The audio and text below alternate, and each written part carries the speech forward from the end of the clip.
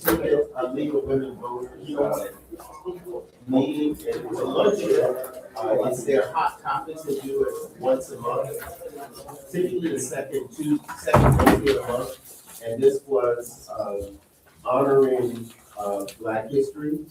And as a matter of fact, the person who moderated the interview was Rebecca McLeod, Dr. Rebecca McLeod, right there. And the person that was being interviewed is a historian, a Florida historian who talks about all the lynchings that took place in the state of Florida. Professor Dunn, is he Professor Emeritus now? Yes. Yes. All right. So we'll give you a few minutes to talk about that. All right. So now, why I mentioned it because there was a lady who was there, Miss Ethel Traylor, who sang this song, and it was just absolutely harmonious. It was wonderful, and she actually engaged the audience in it. Now, look, let us engage ourselves in this. I want to tell you up front. So I just joined in with the crowd, all right? We need more chairs. Welcome, Gwen. How are you? Gwen, welcome. Oh, welcome. Good morning, everybody. All right. If we can all rise. Now, if there's someone who sings, you may lead. Yes.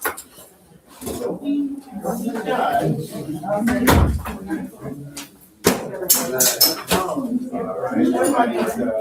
Nobody's volunteered. There's got to be a voice in here. What is it singing? Lift every voice. Okay, I'll just start it off. Lift every voice and sing till earth and heaven ring. Ring with the harmony of liberty. Let our rejoicing rise high as a listening sky. Let every sound loud as the rolling sea. Sing a song full of the faith that the darkness has taught us. Sing a song full of the hope that the present has brought us. Facing the rising sun of our new day begun. Let us march on till victory is won. Let's continue. Is the road we trod, bitter the chastening rod, felt in the days when hope unborn has died, yet with the steady beat have not our weary feet come to the place for which our people sigh. They changed that from father to people. Yeah, Let's do it. Over a way that the tears has been watered. We have come, treading our path through the blood of the slaughtered. Out of the gloomy past, till now we stand at last, where the bright gleam of our bright star is cast. God of our weary years, God of our silent tears, Thou who hast brought us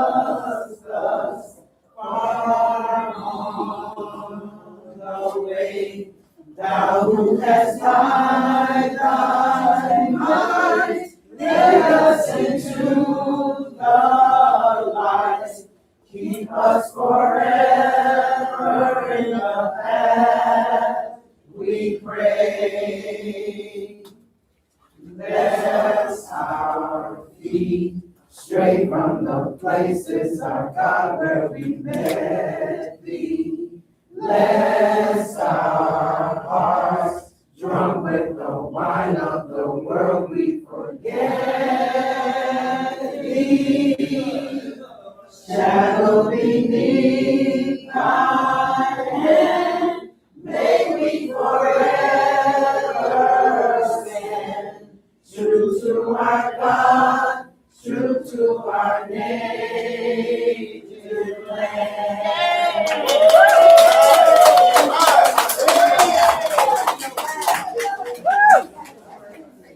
Fired up!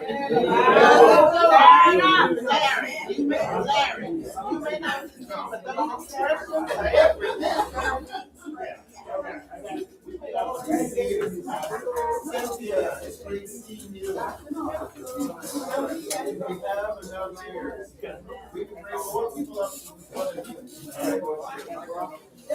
All right.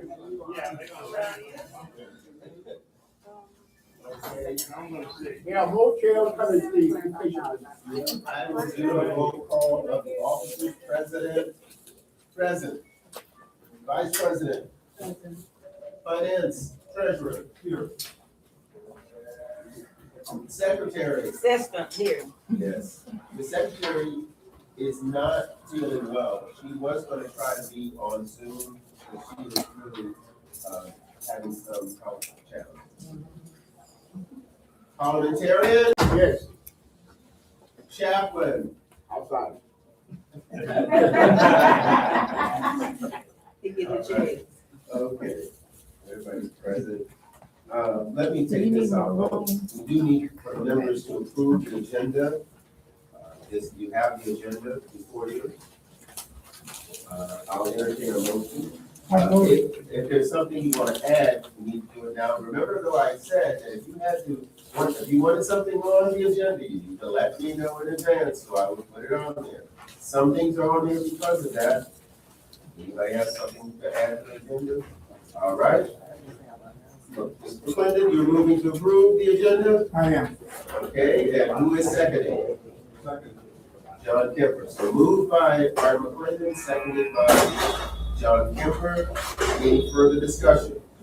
Hearing none, those members who are in favor, please indicate by stating aye. Aye. Any opposed? The agenda is approved. I want to take this opportunity, we'll take another moment. You can bring some chairs up front. Thank you, baby. There is another function that's going on. You realize this is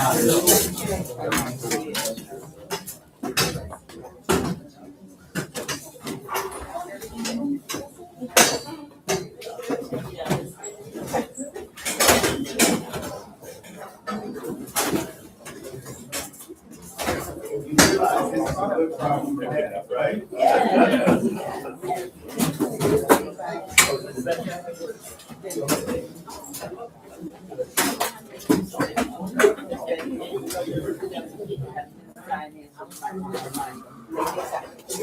I got my own. I put it on my own.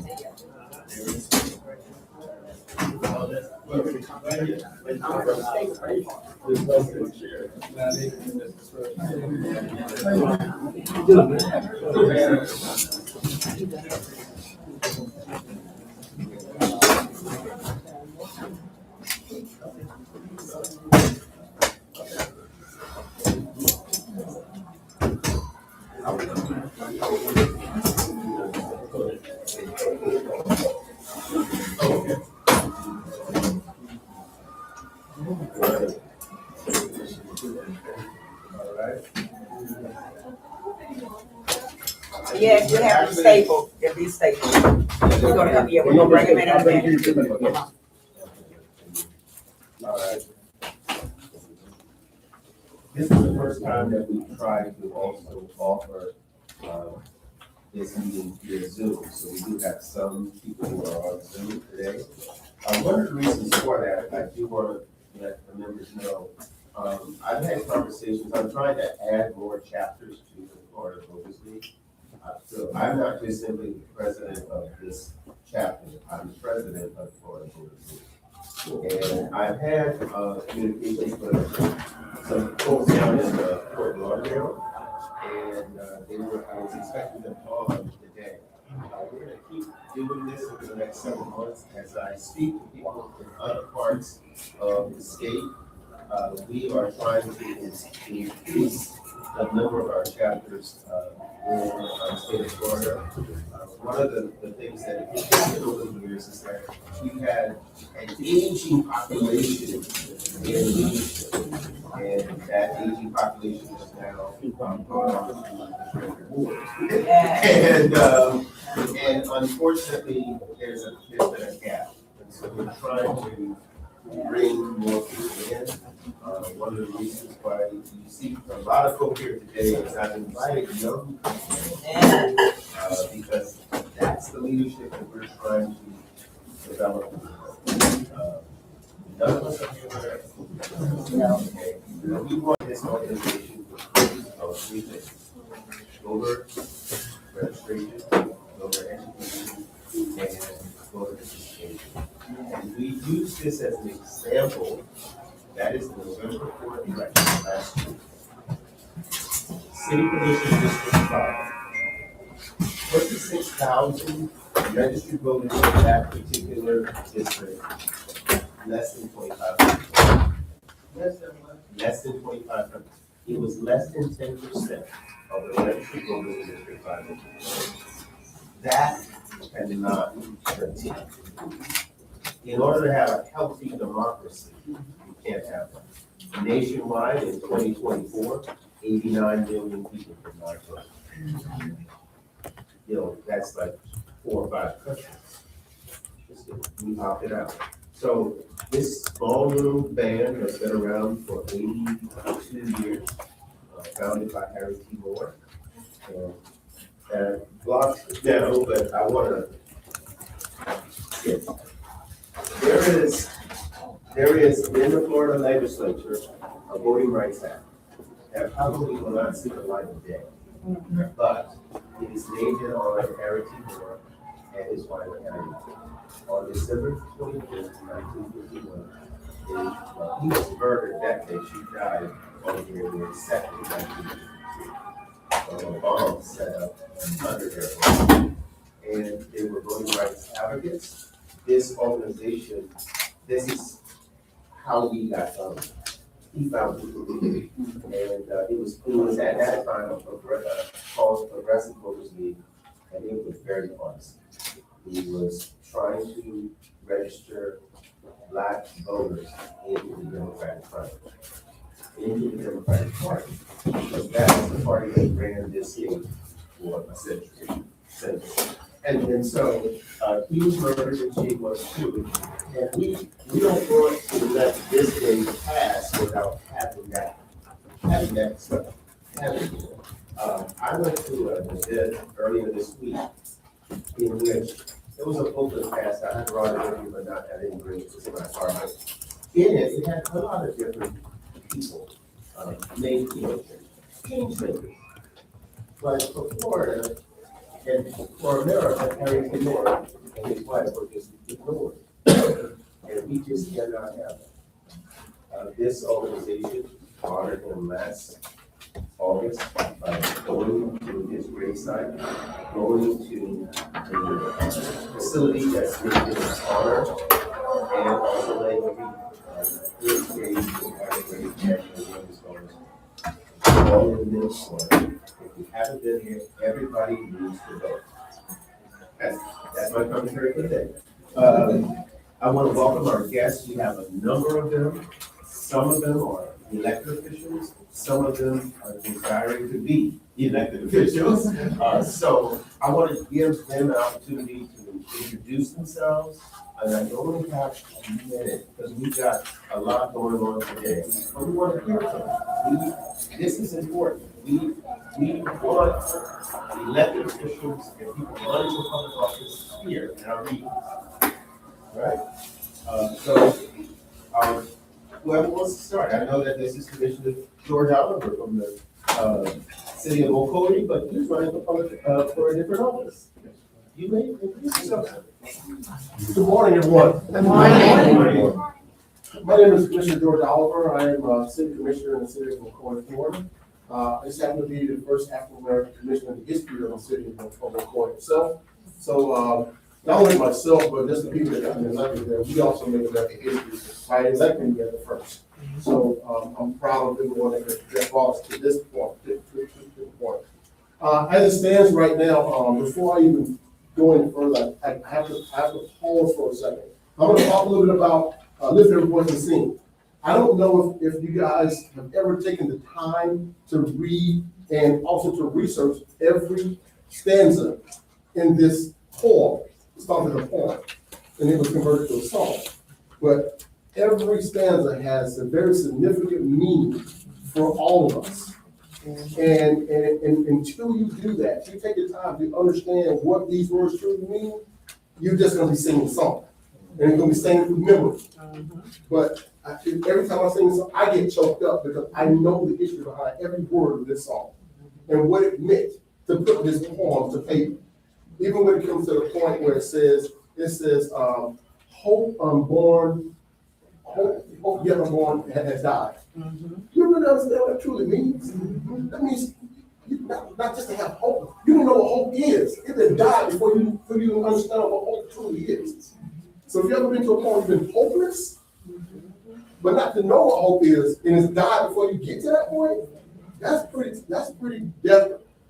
That's really, really bad. So again, just things like that, we have to truly try to understand what he was penning to paper when he wrote his poems.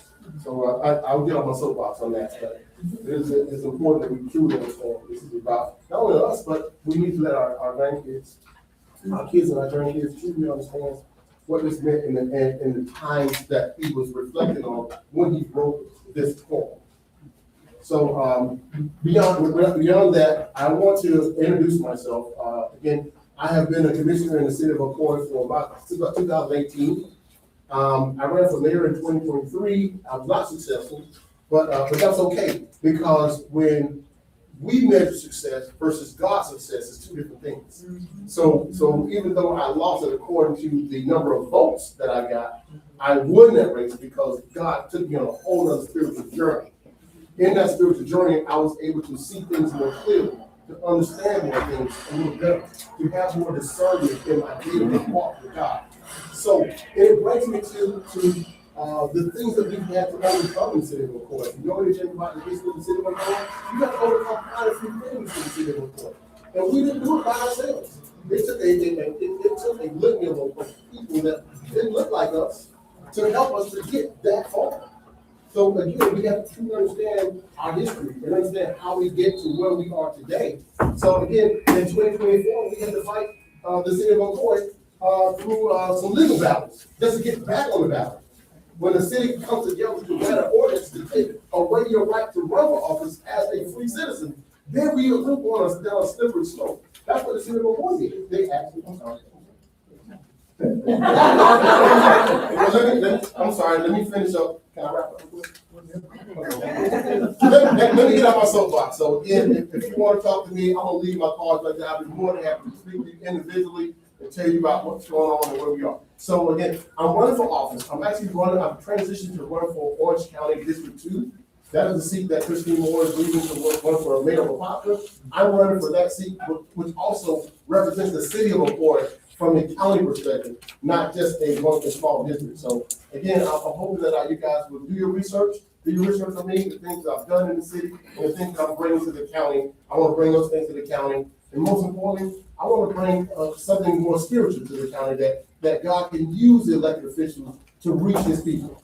Thank you so much, and God bless.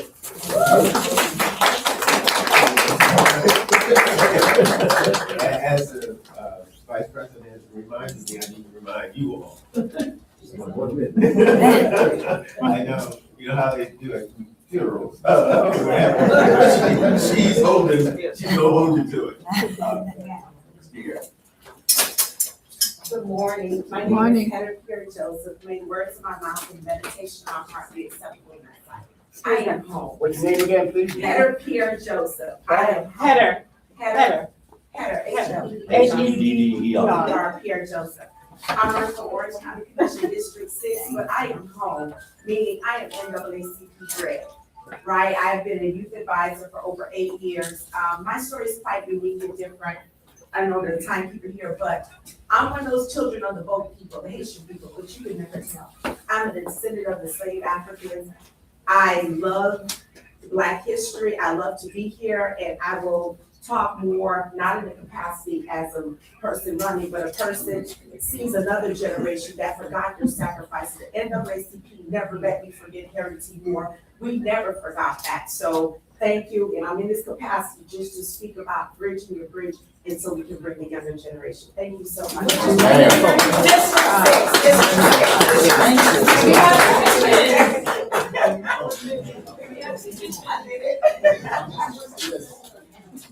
County, I'm sorry, y'all just gotta, the late Beverly Hill. I the first Black firefighter back there. I know the history here. So I've not seen this in a while. So I'm just overcome with emotion and joy. Like, Lord, is it really gonna happen? Are we really gonna bring intergenerational? So Heather Pierre Joseph, candidate for Orange County Commission District 6. Thank you. And she is, I think there's positions you do this for petition drive, right? Yes.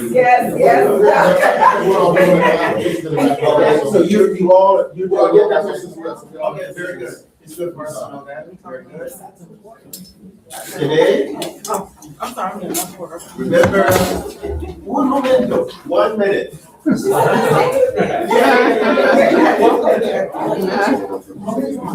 1 minute. Good morning. Good morning. It's so great to be amongst you once again. My name is Janae Buford Johnson. I am representing District 41, and I'm happy and excited to be here because all this excellence is in this room, and I'm so excited.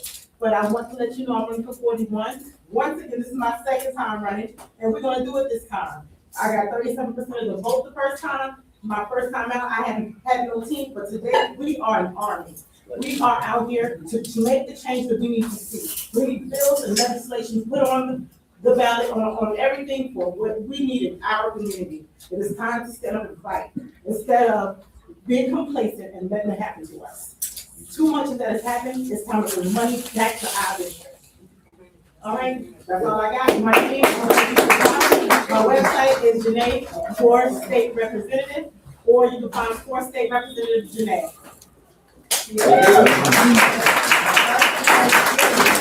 Okay, if you're anyone else, I'm trying to make sure I capture everybody.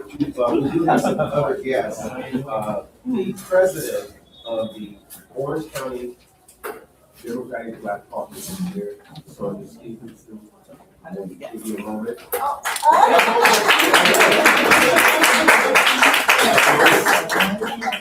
Good morning. Good morning.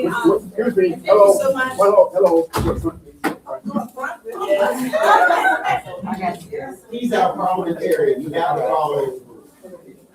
Good morning. I'm Ms. Sonia Stevens, president of Orange County Democratic Black Caucus.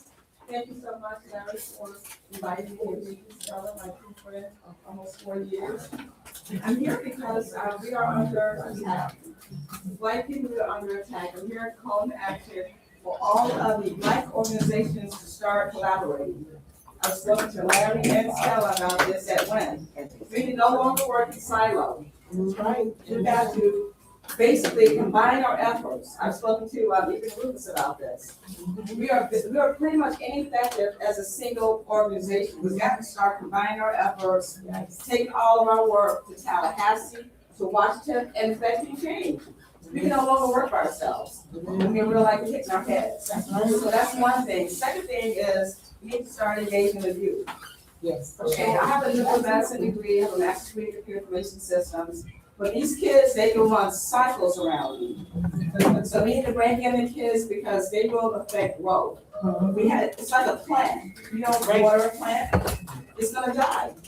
And a lot of these organizations, like the NAACP, Florida City, even like Congress, we have a bunch of old people on the board with old ideals. That's the reality. So we need to bring in fresh people.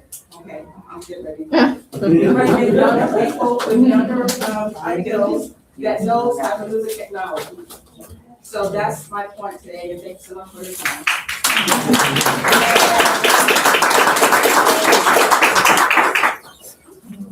Dr. McLeod, Rebecca McLeod, retired professor at UCF, but I think it's important to talk about your vice presidency at the association, the study of African American society.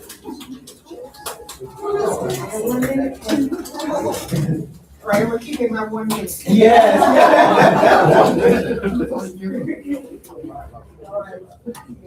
Good morning, y'all. Good morning. I'm the Vice President for the Association for the Study of African American Life and History, which is ASALH, and it's an organization started by Carter G. Woodson, a father of Black history. Yeah. So, yay. We're celebrating 100 years of commemorating Black History Month, and we have a breakfast coming up on the 28th of February at the Multicultural Center at 10 a.m. Tickets are on sale online at our website. See you in the third good station. How much is the 20? 35. And, Miss Rebecca, is it the the 20th president or of the ASALH is on. 28. 28th? Hi, just say hello, Manuel, they can hear you. All right. Yes. Oh, absolutely, I'll make sure, I'll email it, people would like to have your email address this evening. Okay.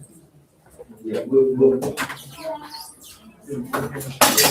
Oh, yes, yes, we should mention that the city of Orlando honored, the Association for the Study of African American History, the George and Turner Johnson branch, which is led by Daniel Jones and Dr.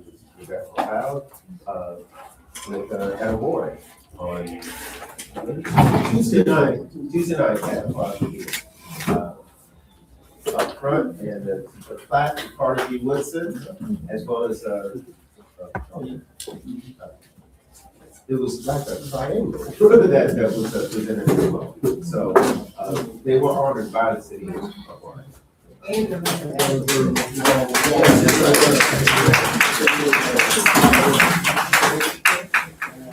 Yes. And we were awarded by the Orlando Magic as a diversity case. Yes. Still looking for the money from the Magic, but they gave them a shirt that with the number 26 on it. 26. All right. Okay. We're gonna move the agenda along. I know there's some people who are here for the first time. I thought I saw her come in. Ashley, are you here? She's here. Ashley. I'm here, I am here. Ashley Moyes is a resident of Oxford Hill. And not quite, well, last week, the week of 2nd, I met Ashley in Tallahassee, Florida. She was there for the day at the Capitol. And I was blessed that she was part of the group that I was in. Your baby. And it really, I talked to her, I said, I really would love for you to be here at this meeting today. She's here. Melina, who's taking photos, was another part of the group. And Felicia, where are you? I know Felicia, well, yes, she's handling the group, but Felicia was also part of that group too. So it was just an exciting time to see these young people active in this process. And my pastor was there with me. She said I was like a kid in the candy store because I was so excited about seeing these young people part of it. And, I saw her come in, I just had to say that, all right? Next, let's just move the agenda along, I apologize, the next item should be the minutes, you should have had the opportunity to read those minutes.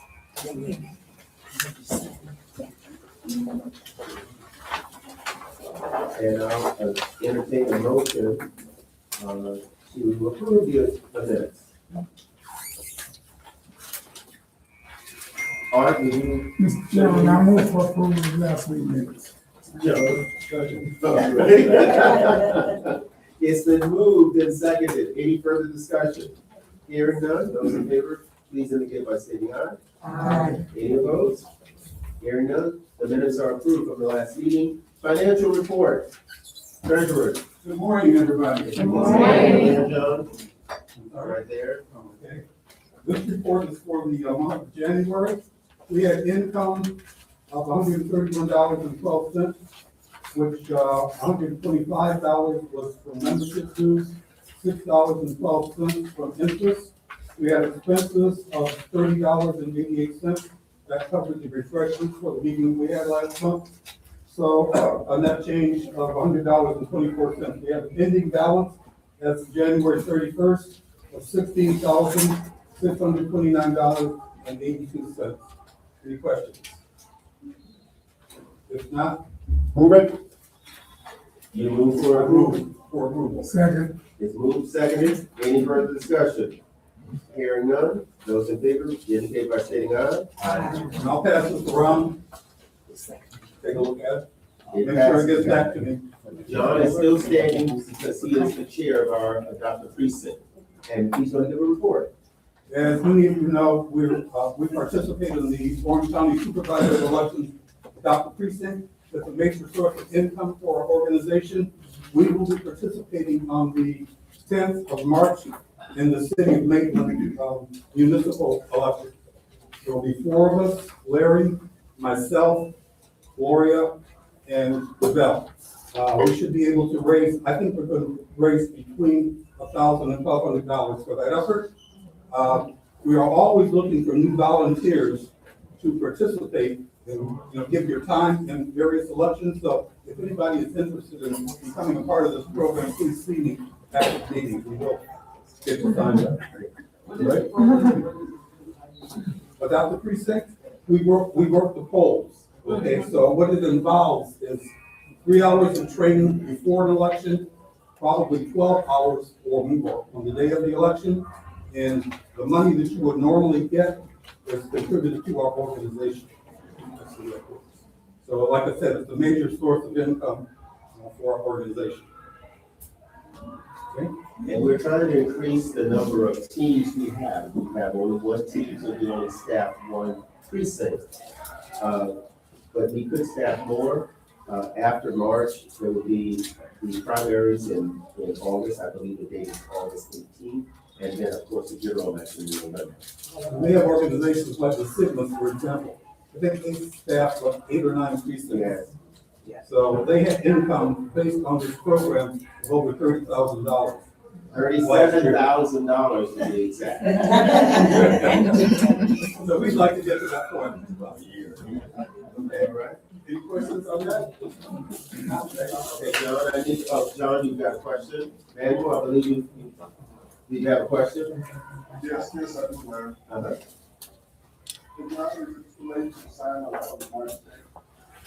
Yes. What they're doing for these special elections in many cases is requiring experienced poll workers. So the criteria for that is that you worked the November election of 2024, 2024 year experience. So as the year goes further, I'm assuming by the time that we have the primary in August and the general election in November, they'll be looking for new workers. So I'll be talking about recruiting new people before the end of the year.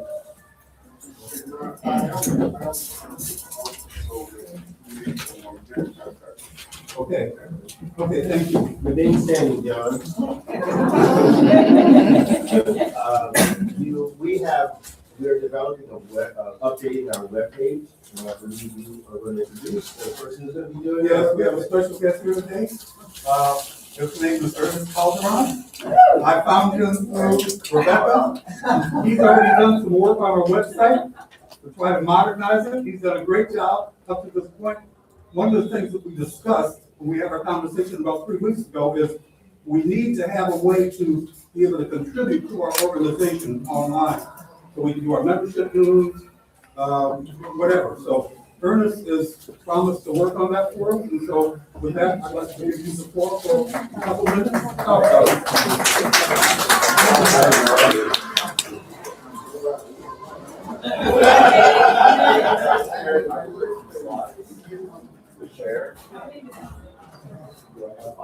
We'll give you 5 minutes, Ernest. We're gonna hold you to it. It's okay if I can, I'm just wondering how much is available, because I don't have to go through these slides. Okay. If you don't mind. Basically, I prepared some slides. My background is in filmmaking, graphic design, photography, very creative fields, but I have worked the past 10 years in marketing and communications. So that's kind of like where my expertise is. So I prepared some slides I can share. We'll do like a PDF that we can share later. Of essentially auditing the current digital media strategy of Florida Voters League. So just looking at the back end of the website, how many people have looked at it in the past year, the social media accounts, the Facebook and Instagram, how many people are following it. So I just put together some numbers, some statistics of kind of where we're at and where we need to go. But just looking at the last 30 minutes in this room, you're already so much more ahead than I thought you were. When I put these slides together, like the fact that you filled this room, the fact that you had so much energy to kind of bring people together, the shirts, the signs, the trivia, the overall message, the fact that you're incorporating candidates into the meeting, that's already way more than what I was observing by just looking at the social media. So, a lot of my suggestions would be to kind of do a lot of what you're doing already. There is like a gap in terms of just telling that story, because you're doing a lot of work and there seems to already be a lot of momentum building to the midterm election just with the energy of this meeting. The need, I would say, is to figure out how to capture that and tell that story online.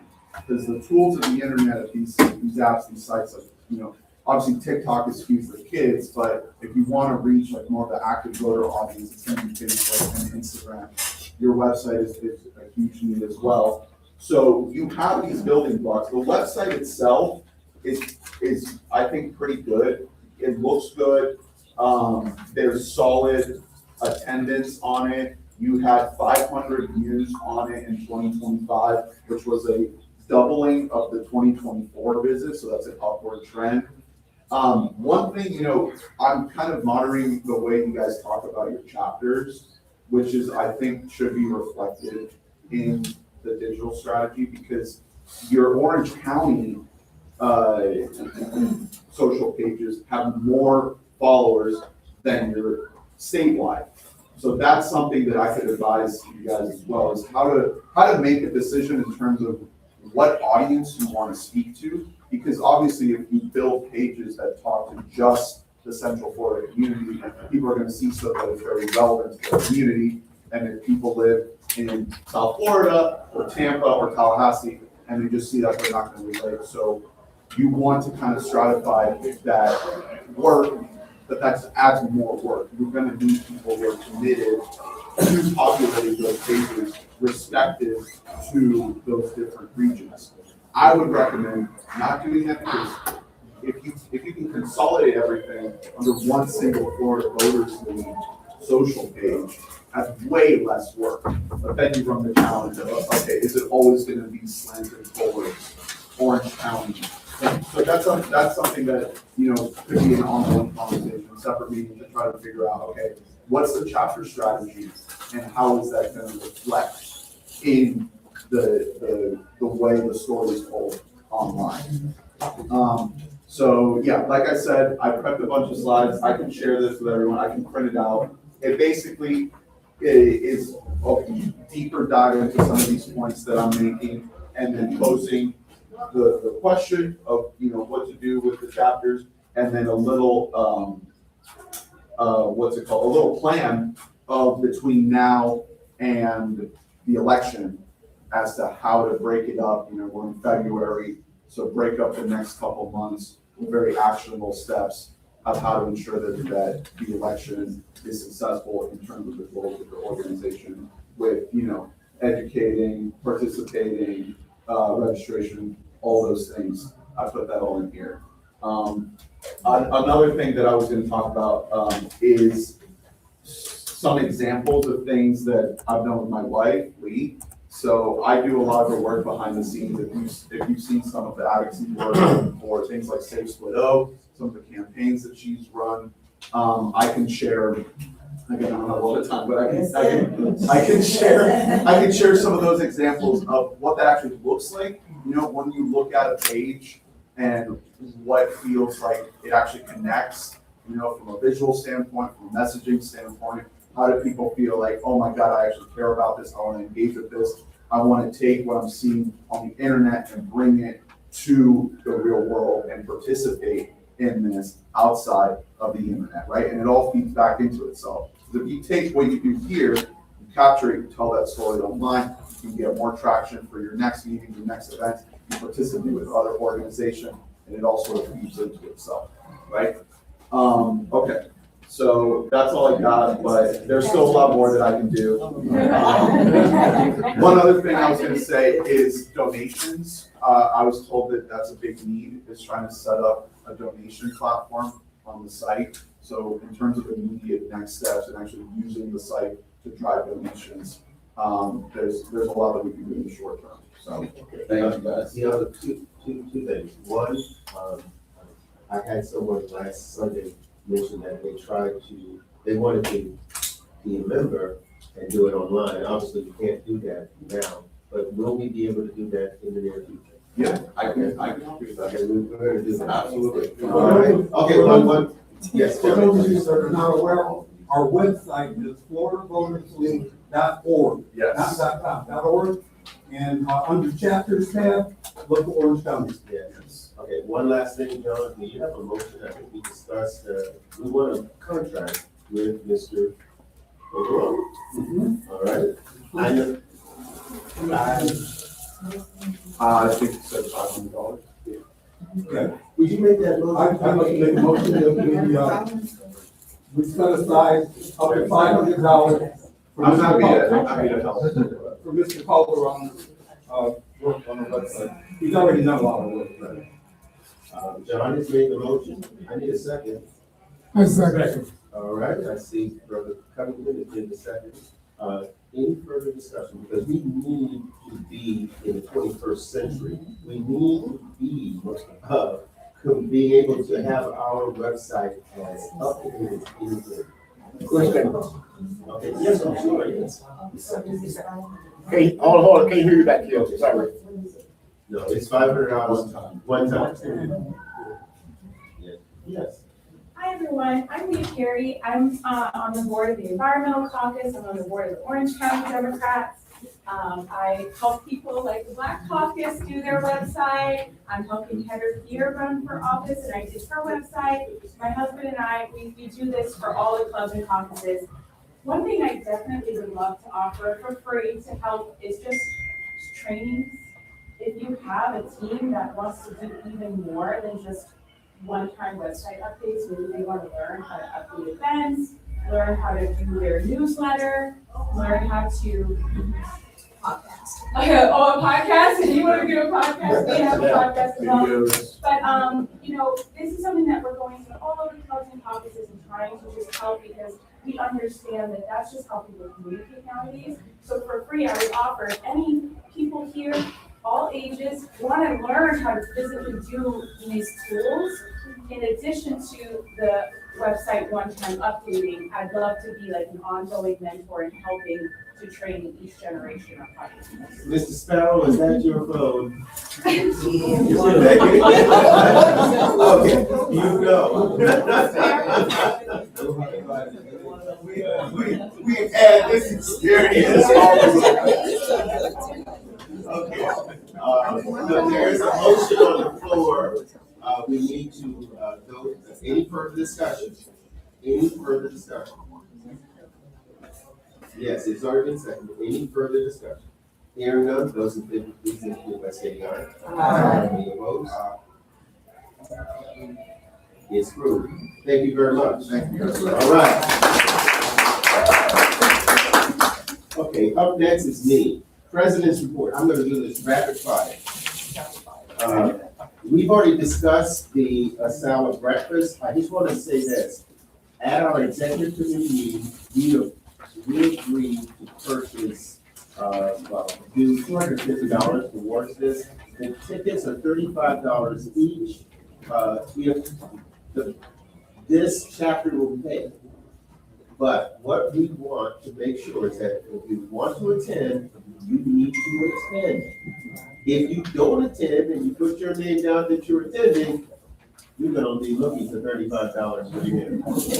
Okay, so, we have, it's $35 per person. How many of our members are interested in attending? This is the third year for the salad breakfast, as Dr. McLeod mentioned. It's at 10 o'clock on Saturday, February 28th. That's 2 weeks from today. It's gonna be at the Multicultural Center. And our chapter is committed to supporting this effort. So you just let us know if you're going to attend. We will take care of you. But remember, if you say you're going to attend and you don't show, John is going to be expecting $35 from you in March. Okay? All right. We just simply need you all, the executive committee is a policy meeting. We want you all to support it, so we need your vote on this, just to approve it. And then the secretary can take the names of those who are going to be attending. You can put, the assistant secretary, the secretary is not here. You can place my name on, because I'm going to be attending. All right, so the motion, John, you want to make it? So moved. A second? A second? I second. All right, Arthur Clinton seconds it. Right now it's at $250, but it can be more, and in fact, more than the number that covers $250. You will do it.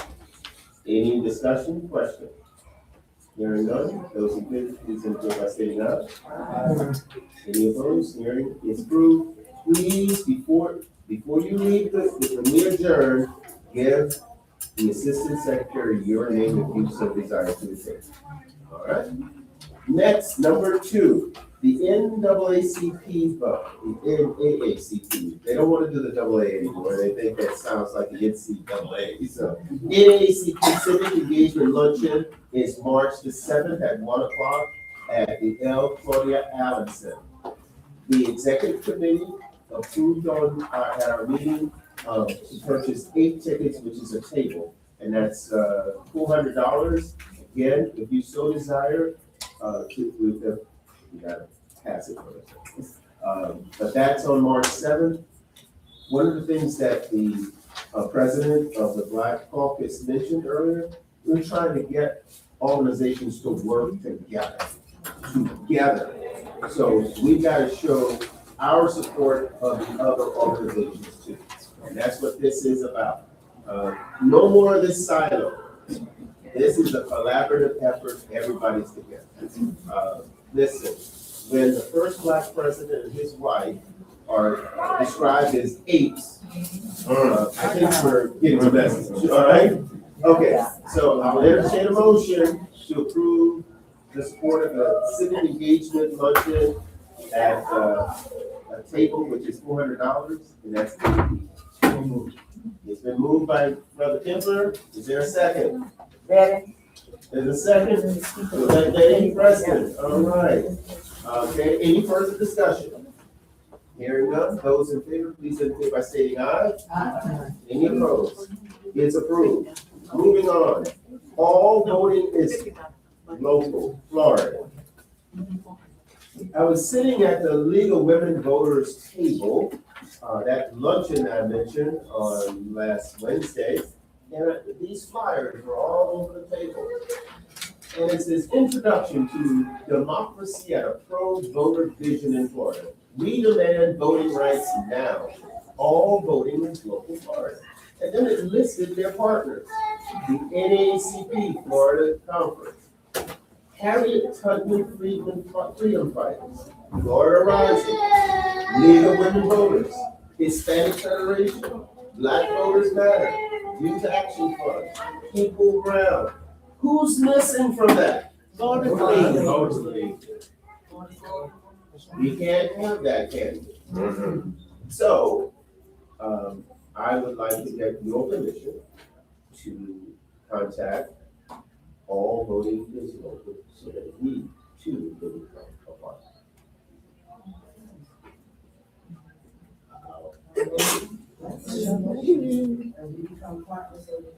All voting is local in Florida. It's moved by Gwen Covington. Is there a second? Seconded by John Cummings. Is there further discussion? Hearing none, those in favor, please indicate by stating aye. Aye. Any opposed? Hearing none, the motion is approved.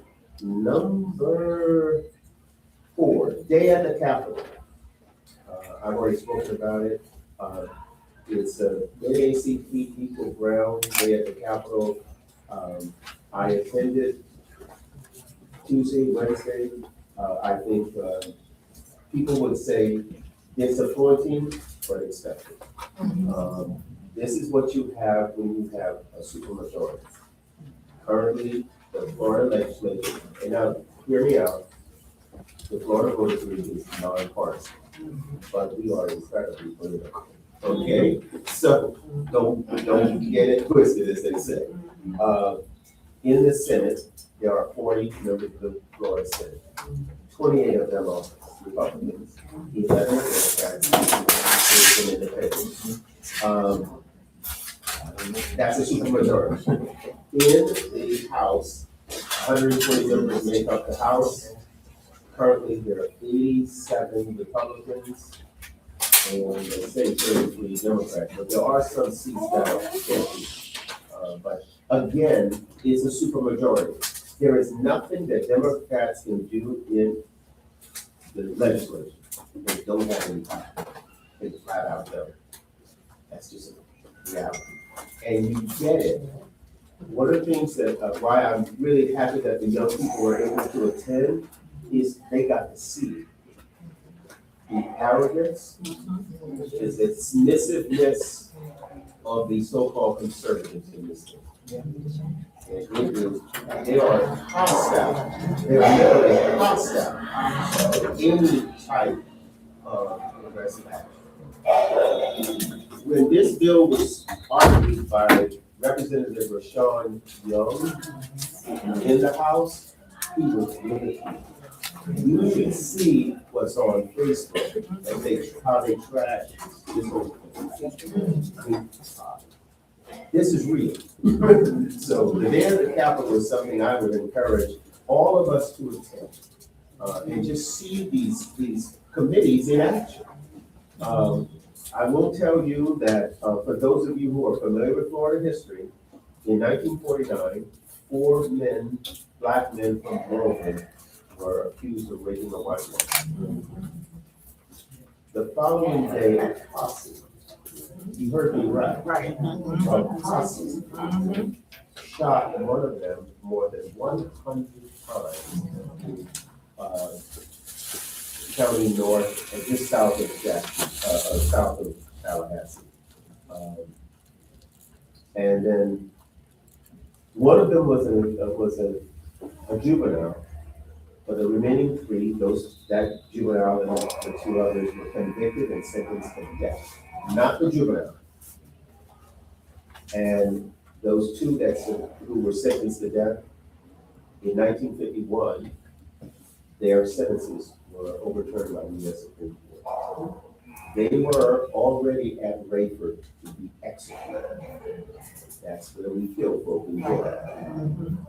The sheriff of Lake County decided to take it upon himself to bring these two back to Lake County. And en route, while they got into Lake County, he claimed that there was a car problem. These two men, Samuel Shepard and Ernest Thomas, were shackled to each other, bound. And he shot both of them. He thought he had killed both of them. Samuel Shepard, he did kill. Ernest Thomas survived. There was another trial, and Thomas was never released. So, what's happened? Senator Lavon Bracy Davis introduced legislation to compensate the 4 families of the movement. And it has passed through committee. It is advancing through committee. Only in the state Senate. It has not advanced in the state House. Just so you're aware. But that's something that we need to keep an eye on, and we can clock Florida TV. Just go to Florida TV. You can watch these hearings sitting at home. So please do that. All right, Democratic Black Caucus, the Black History event. Yes. It's a week, it's Friday, February 20th. Yes, sir, at 6:30, and it's free. It's a Black History event sponsored by the Democratic Black Caucus of Orange County from 6:30 to 8:30. Yes, sir. All right, again, folks, we are trying to all work together. All right, the heart of Westlake. Heart of Westlake, 710. Yes, yes. Go Temple. Yes. All right. Number 6, I've already mentioned about the effort to add more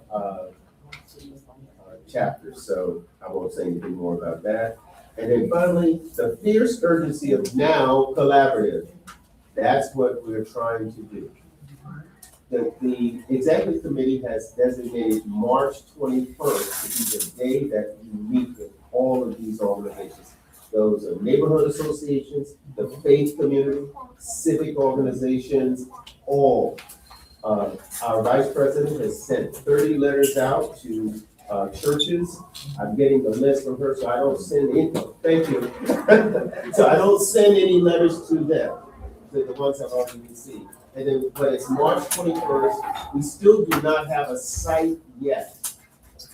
So if you know of a church that's willing to, we expect anywhere from 50 to 75 people. If you know of a church that's willing to open its doors to us for that, it's March 21st. It will be from 10 until noon. We do not plan to have people there forever. Okay? And that is to begin to introduce this effort of marshaling our resources to get out the vote, GOT. That's what this is about. Okay? Yes. Yes, yes. We will. The heart of Westlake, yes. So that's on the list. Manuel, were you about to make a comment? Yeah, I like to get in contact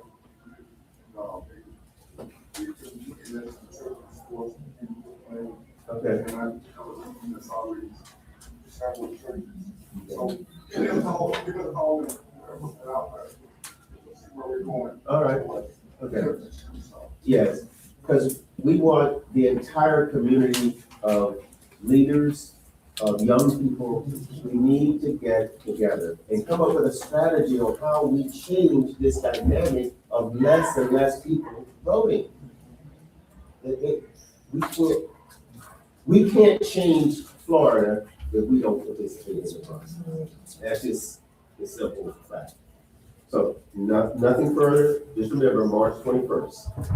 All right, a moment in Orlando Black history. You all should have those questions. Orlando. This is the, I'm gonna blame the Bell Davis, our parliamentarian. So, we need to go through this real fast. You had a chance, I know we've been talking, but you should have an opportunity to learn something here, maybe. All right. First, African American pastor at St. John the Baptist Episcopal Church. Hold on, Mr. President. The one that asked the most of the questions correctly, is the free membership. All right. No, we have to prove that. I don't know. I'm paying for it. You gotta prove it, I'm paying for it. All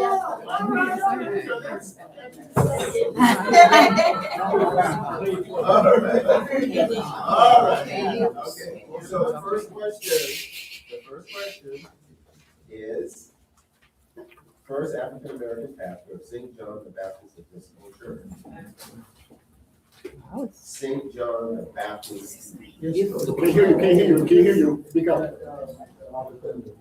Do we, Okay, Cynthia said it okay, first. we're able to. Father Bender, Nelson Bender. Yeah. All right. Who was the first African American elected to the Orange County Public School Board? Well, now there's a tie between Harris and Lewis. And you're disqualified, you can't. You're an I think Katie. I'm making up these rules as we go. Larry, what was the answer?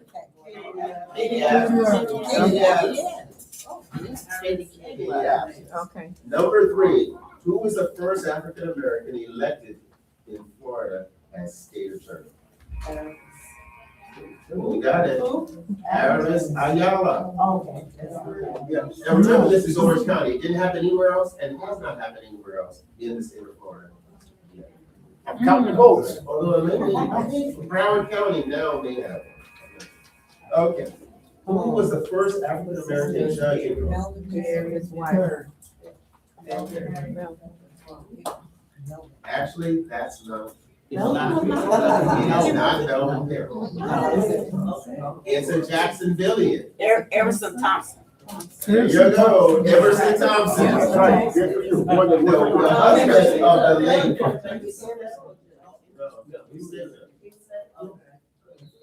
Okay, so that's Emerson Thompson, who happens to be the widower of Senator Geraldine Thompson. Okay, now, number 4. Number 5. Who was the first African American superintendent of Orange County? Ron Block. Okay, Ms. Williams, you got that one? One for you. Ronald Blocker.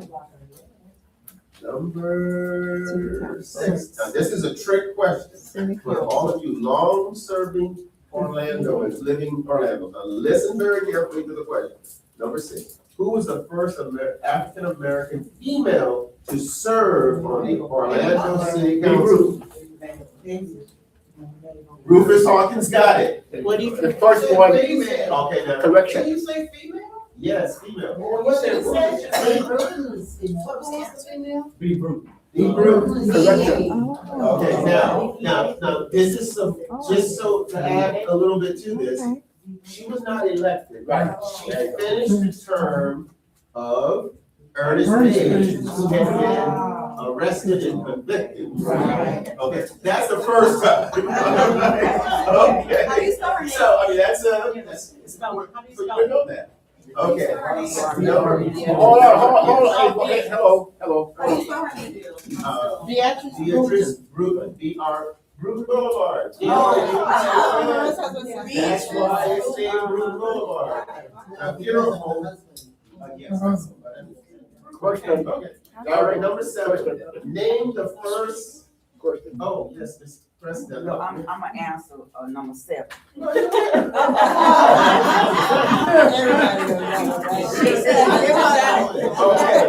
I thought I was the only one making up these rules. All right, number 7. Name the first African American firefighters in Orlando.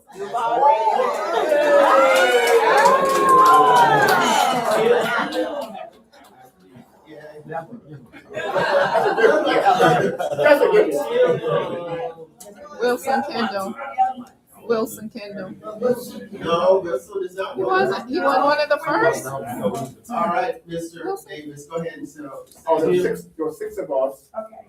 June the 10th, 1968. It was Holly Leak. It was a small black man, I don't know, Holly Leak. Harley. Harley Lee. Okay. Jimmy Hawkins, Reverend Jimmy Hawkins. Jimmy? But Jimmy Hawkins. Yes. Okay. Jimmy Hawkins. Tim Jackson. Tim. Yeah, Tim Jackson, he was, I believe. Okay. Willie Green. Willie Green. Yes. And Sam Williams. All right, Okay, Sam. okay. And of course, recruited.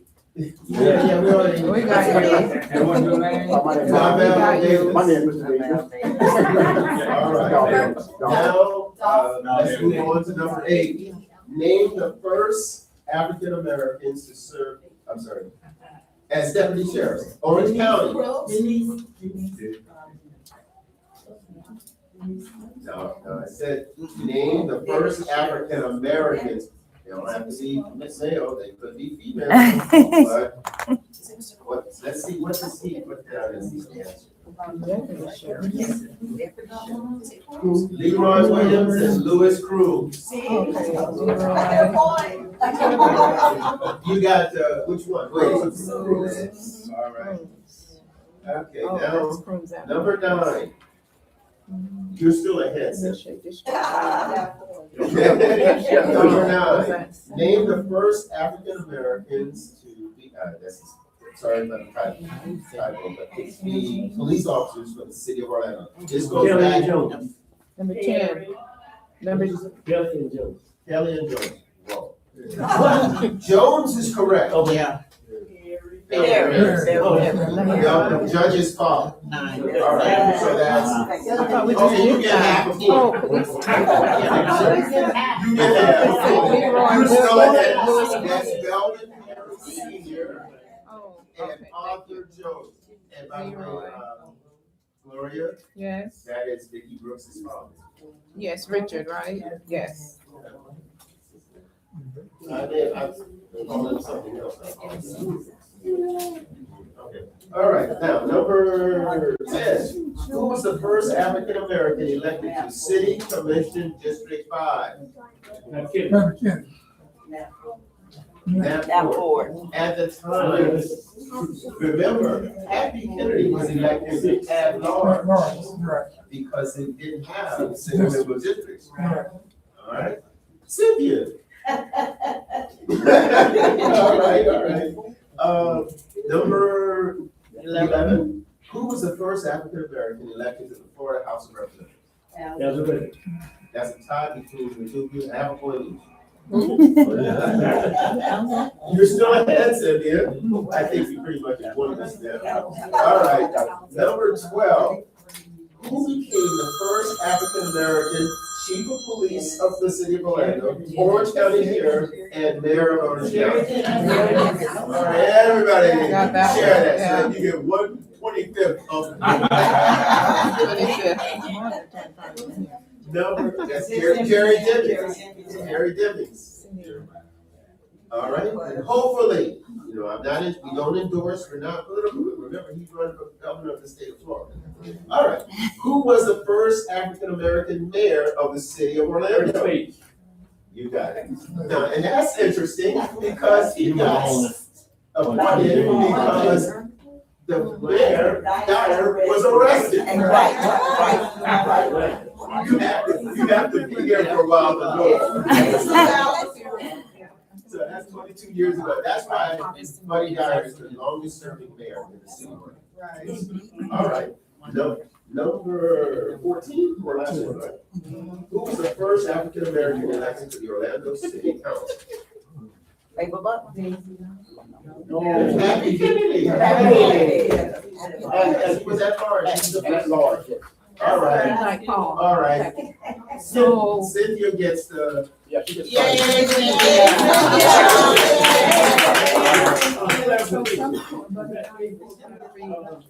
Yes, Davis pays. Oh, make sure before you leave today, Davis pays $5. I didn't hear, hold on, I didn't hear a motion.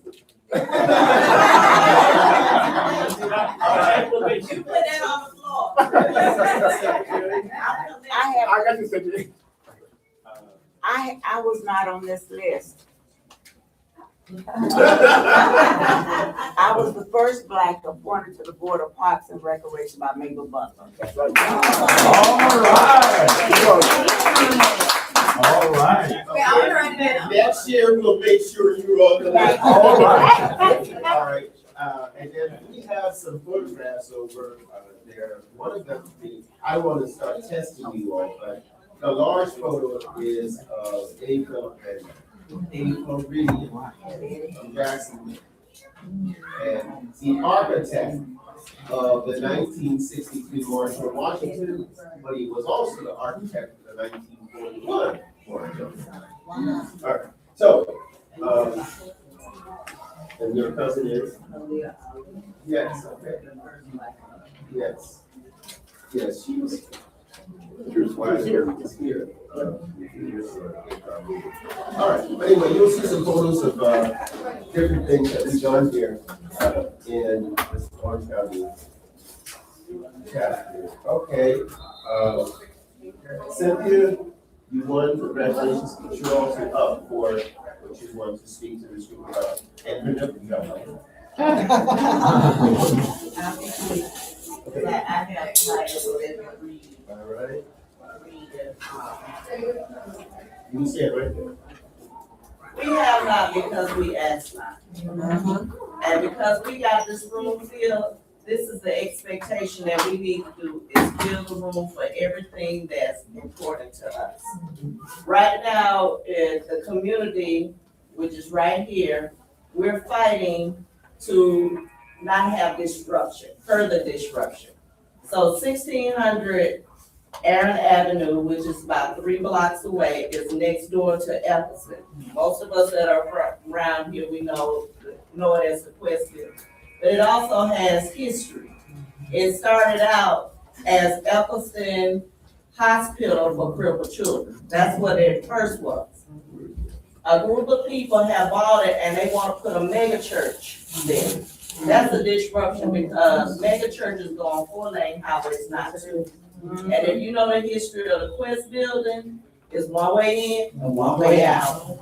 So on Tuesday at 9 a.m., the Municipal Planning Board is meeting. We fought last month and they deferred it to this month. I need everybody to bring some friends and pack your room because even if you don't speak, your presence means a whole lot. So at City Hall, 9 a.m. on Tuesday, bring your friends, bring your relatives.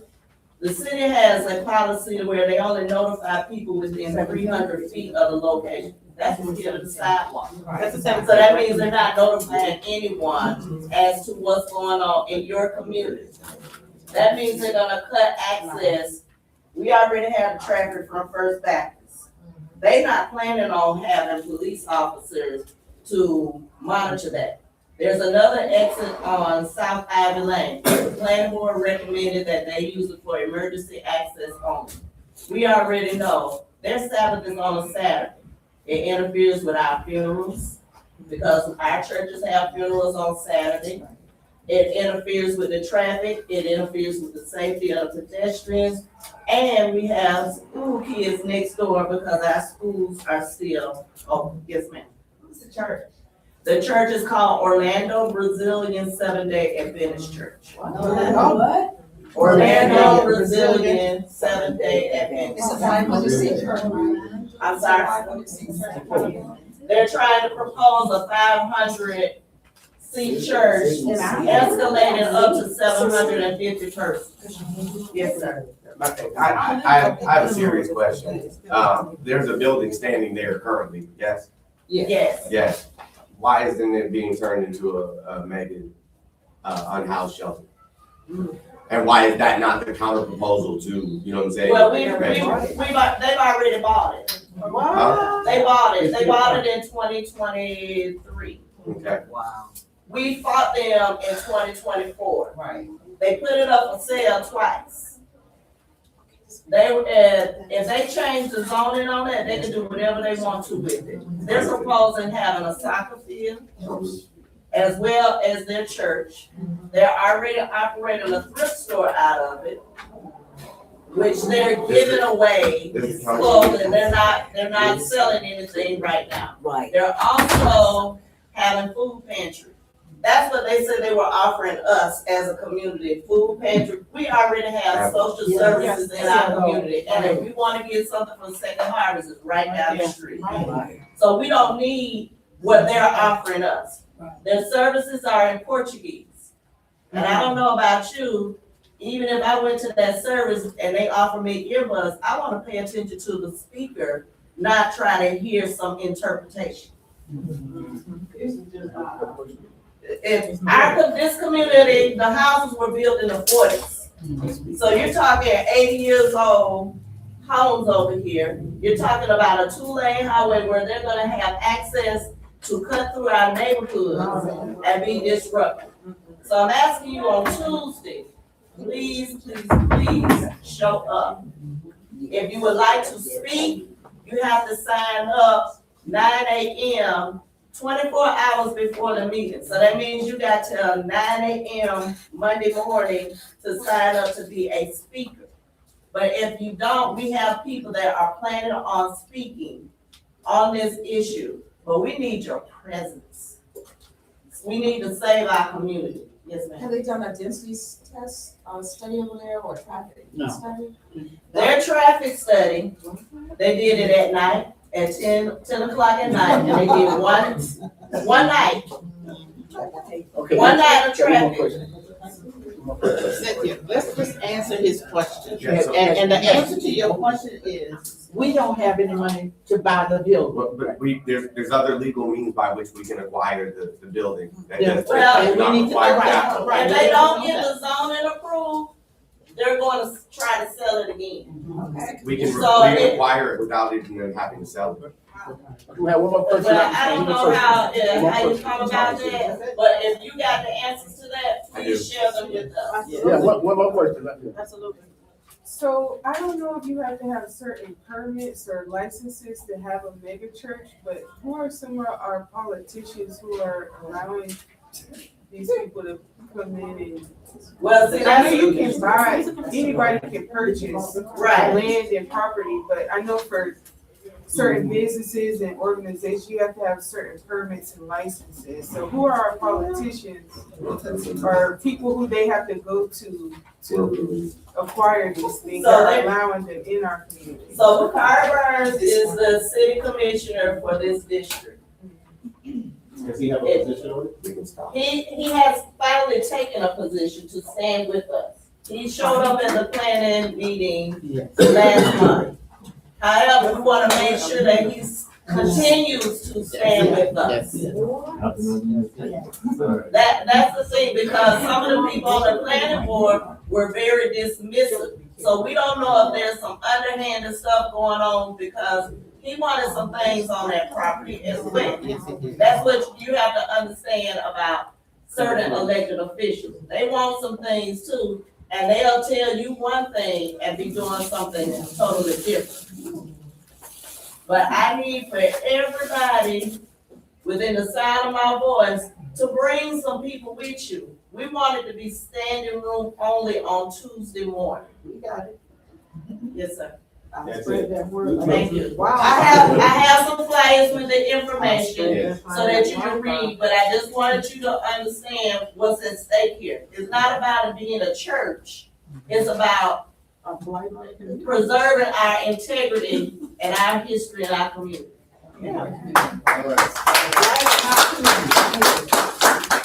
That's what we're about. The roots, you have something. Go ahead. Yes. Just mention something. Yes. I'd just like to mention that, as you all probably know, Elliston Elementary is on the list of schools that will be closed. And the reason, I said both meetings in Elliston, and the reason that they're giving is because the enrollment is low. The capacity is 684. Elkston has 350 students. Now, out of almost 200 elementary schools in Orlando and Orange County, I think 20 or 30 have lower enrollment capacity than Elkston. So that's a problem. So why is Elkston being targeted?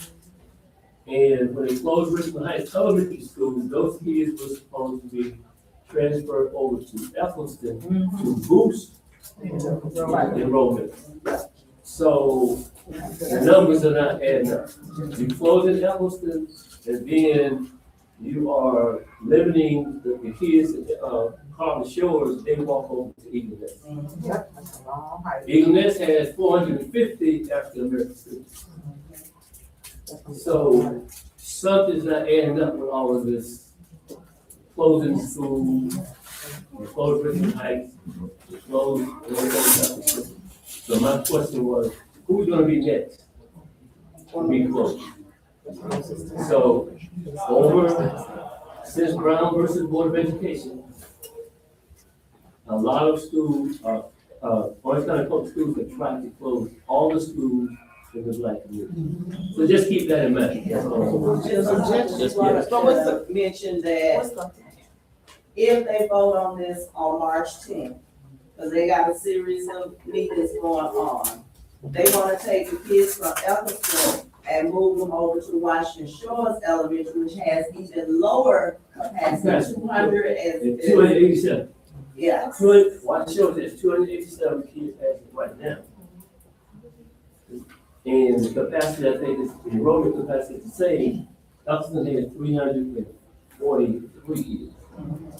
So I'm not, this is not adding up. And they're saying the birth rate is low in the Elkston area and all that. They've done a 10-year projection and things don't add up. But again, you have over 20 schools in Orange County elementary that have lower capacity results than But won't each school have the same argument? No, because Washington Shores has less capacity, but you wanna take the higher capacity, move those kids, and they have to walk from right here to Washington Shores. Okay, And so one what's more the plan thing. we're gonna do? Excuse me. I'm sorry. So you got a question, and I have a question. Well, let me just say this, I mean, I need to bring the meeting to a close, but that doesn't mean you can't ask them questions. Let me also say, they mentioned, both of them have mentioned that this is gonna take place, the vote is March 10th. So get as much info as you can, but And show up. be there. One of our biggest problems is that we're not they're not present.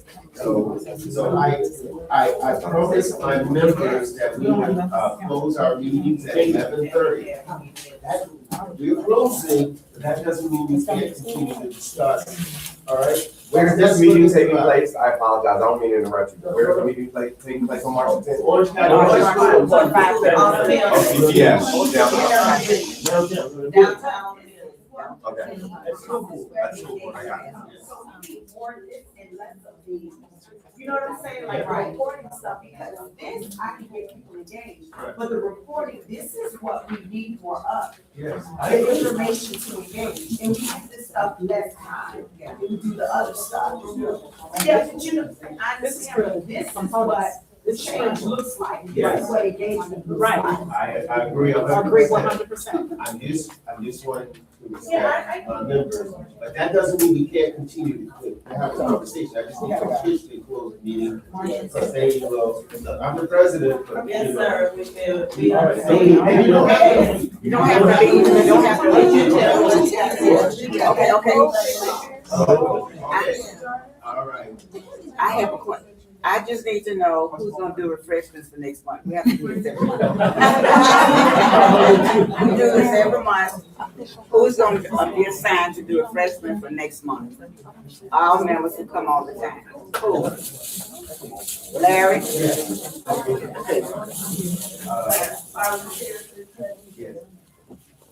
Caesar. All right. our chaplain. All right.